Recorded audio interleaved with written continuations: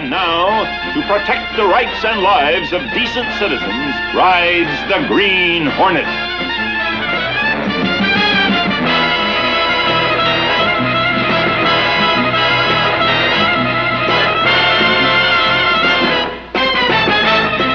Hi, this episode's about the 1960s ABC TV series The Green Hornet, starring the dynamic Van Williams and the legendary Bruce Lee.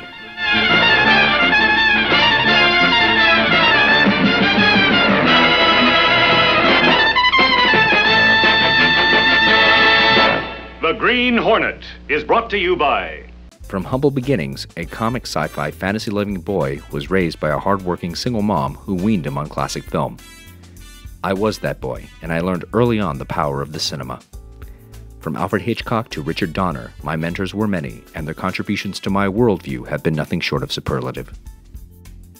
Film gives us an undeniable window into our past, an introspective look at our present, and an indelible vision of our future.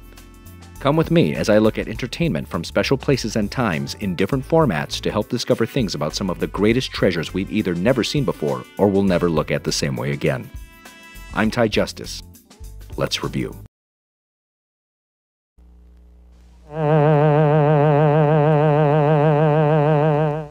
There's an abandoned airstrip near the old post road. It's a good possibility that's where they're heading. If they are, we'll be waiting for them. The Green Hornet debuted in September 1966, with Van Williams playing the hero who owned his own newspaper, the Daily Sentinel, and then unknown Bruce Lee playing his high-kicking sidekick, Kato. The cast was rounded out by beauty Wendy Wagner as Britt Reed's in-on-his dual identity secretary, Lenore Case, veteran actor Walter Brooke as District Attorney Frank Scanlon, and another veteran character actor, Lloyd Goff.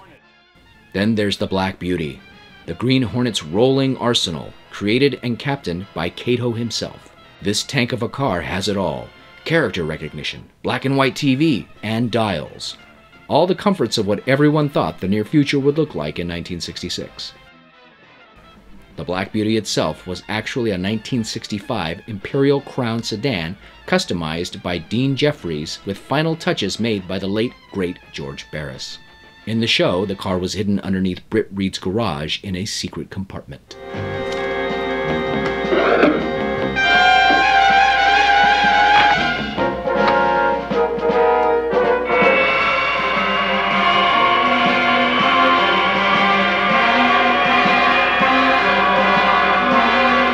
And of course, there are the Green Hornet's weapons.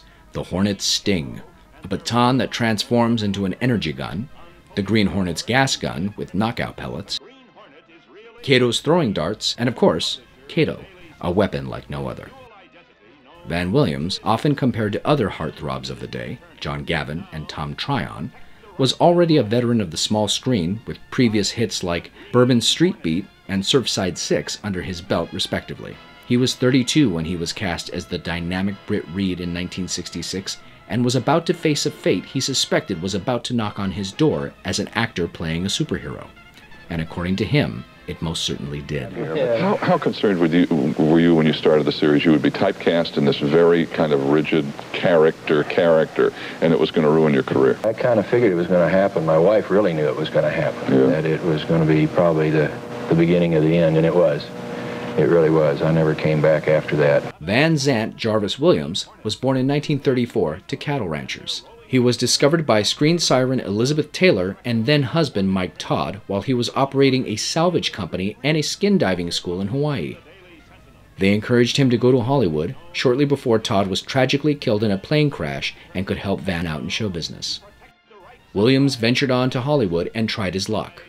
He was soon enough signed by Warner Brothers and his career took off, and as he stated, pretty much ended with the Green Hornet. After successively mediocre parts, Van Williams retired from acting in 1979. Always the businessman, his second career in communications and in law enforcement have kept him both gainfully employed and fulfilled. My last name is Lee, Bruce Lee. I was born in San Francisco in 1940. I'm 24 right now. And you worked in motion pictures in Hong Kong? Yes, since I was around 6 years old. And when did you leave Hong Kong? 1959, when I was 18. There are various kinds of strikes. It depends on where you hit, then what weapon you will be using. To the eyes, you would use fingers. Don't worry. All straight at the face. From the waist, leave everything on. This is a crane form. Start off. The tiger. That start like a tiger. Using claw to claw the face, or the beak of the crane to the eyes move.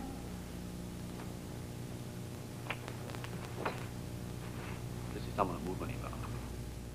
Born Lee Jun Fan in San Francisco in July 1940, martial arts legend Bruce Lee started acting in Chinese films at the age of 5 when his family moved back to China. After being beaten up by a street gang at the age of 12, Bruce began to study Wing Chun Kung Fu under the guidance of Sifu Yip Man for approximately 5 years. A quick temper and quicker fists prompted his parents to urge him to move to America to avoid further local police agitation. In 1959, he did, and worked as a dishwasher until he made his way to Seattle and enrolled in a university. His big break came when he landed the role of Kato on the Green Hornet TV series in 1966. Not trying to complain, Bruce urged the producers to make Kato more of an equal in the show and not just a servant of Britt Reed. The show did its best, but with Lee's flair, skill, and intensity, it was impossible to see him as anything but an equal.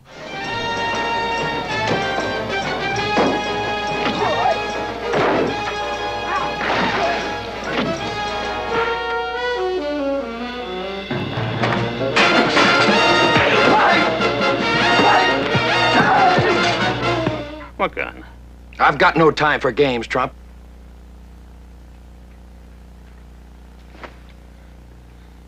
Okay. Okay. In some parts of the world, the Green Hornet was even known as the Kato Show. Bruce Lee's career skyrocketed because of the show, and in a few years he was a movie star. Though his success was short-lived, Lee would die before his star reached its peak, somewhat clouded by mystery in 1973 at the age of 32. The Green Hornet character has a production history that stretches much further back than the making of this TV show. Anyone who remembers the Lone Ranger radio show knows how successful it was, spawning a very successful TV show starring Clayton Moore and Jay Silverheels as the Lone Ranger and Tonto. After creating the Lone Ranger for WXYZ Radio, George W. Trendle and Fran Stryker created Britt Reed as nephew of the Lone Ranger, who becomes the Green Hornet to fight crime, to attract an older audience, namely teenagers. The spin-off was so successful, it was made into 2 movie serials in the 1940s. After a failed filmed Green Hornet TV pilot in 1952, producer William Dozier found great success with his 1966 TV series, Batman. After this, he gave the Green Hornet another go. Looking for different actors for the lead, he settled on Van Williams as the star of the show, Britt Reed, with Bruce Lee as his partner Kato. A perfect pairing of looks and physicality on both ends. Another challenge for the Green Hornet. His aide, Kato, and their rolling arsenal, the Black Beauty. On police records, a wanted criminal. The Green Hornet is really Britt Reed, owner-publisher of the Daily Sentinel. His dual identity known only to his secretary and to the district attorney. And now, to protect the rights and lives of decent citizens, rides the Green Hornet.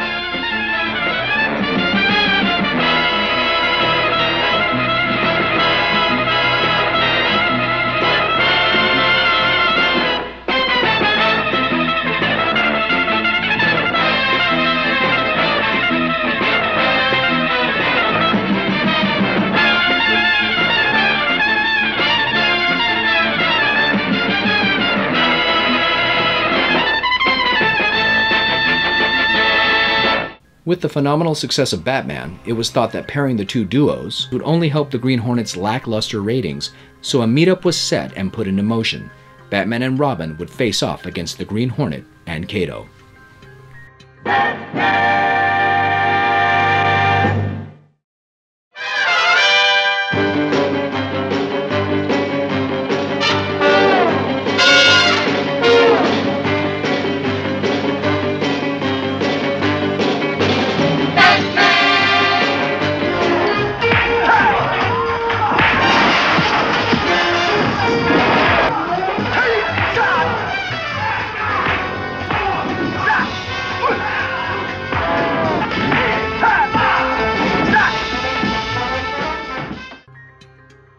So as not to hurt any egos or fans, the 2-part episode ended in a draw.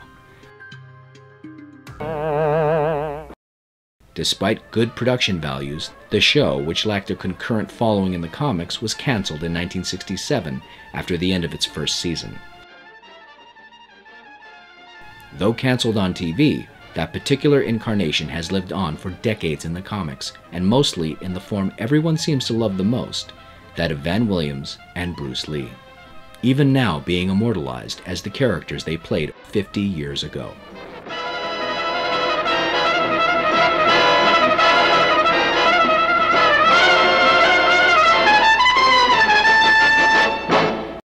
Now, the best film adaptation of The Green Hornet, in my opinion, is the 2006 short film made in France. It's over, Fuzzy.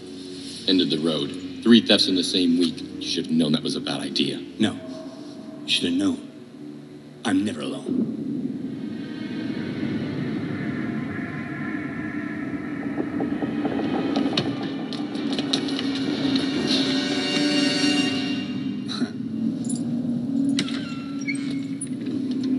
Looks like it's the end of the road for you, instead.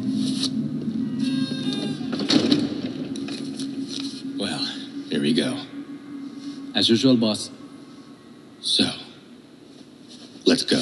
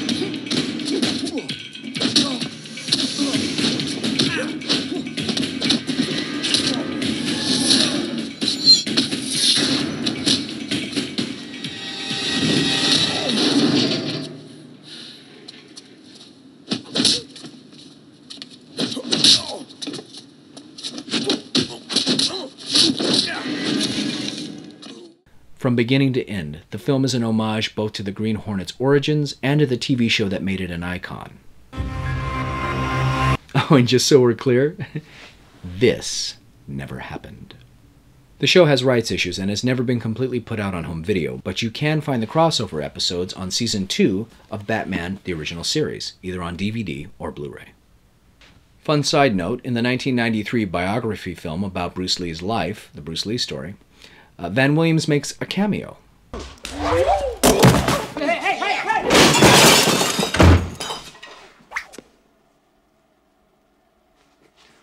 Good work, Kato. Thanks, boss. Cut!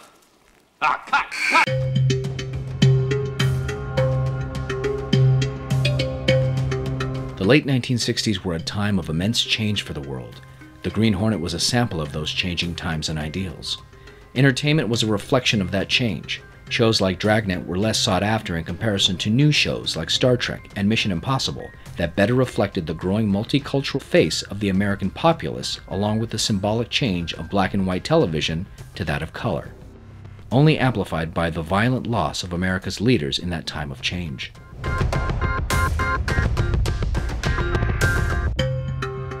Through it all, The Green Hornet was a show that, alongside others, showcased characters of mixed backgrounds fighting side by side for the greater good.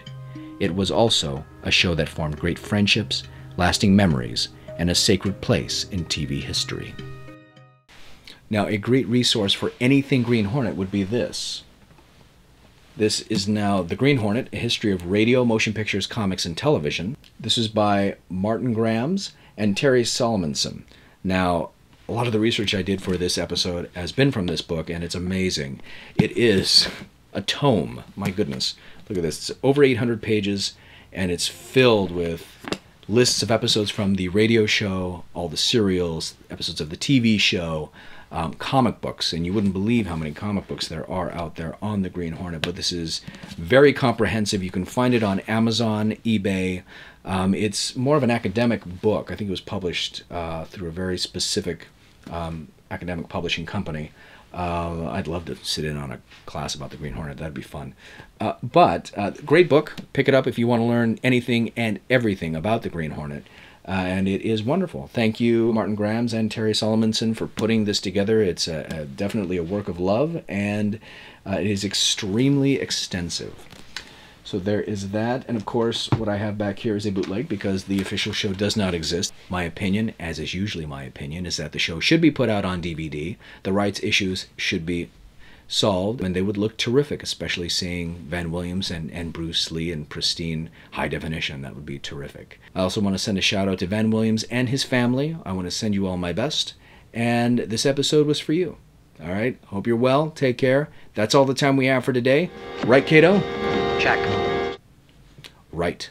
I'm Tye Justis. Thanks for watching, and I'll see you next time.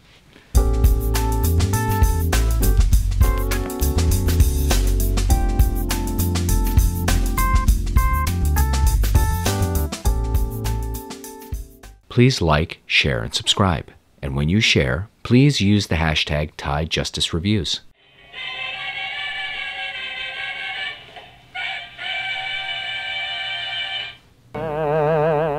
Also, follow me on social media for updates, pictures from set, and other fun stuff.